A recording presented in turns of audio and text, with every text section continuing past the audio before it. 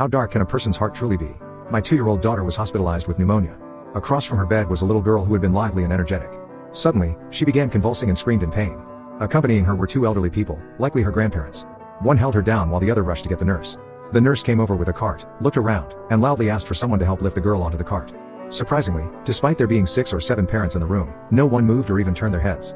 My wife signaled to me to go help, so I quickly lifted the girl onto the cart, and the nurse wheeled her away, with her grandparents following behind. After they left, one of the parents glanced at me and came over, saying, "Don't get involved with that family. That girl isn't clean." I was confused, thinking they weren't talking to me. After a while, the nurse returned with the girl, and again I helped lift her back onto the bed. The grandparents were deeply grateful. I asked the girl's grandfather if she had epilepsy, as one of my colleagues had similar symptoms. The grandfather sighed and said, "If it were epilepsy, that would be easier to deal with. She's been to every major hospital in the country, but they still can't figure out what's wrong.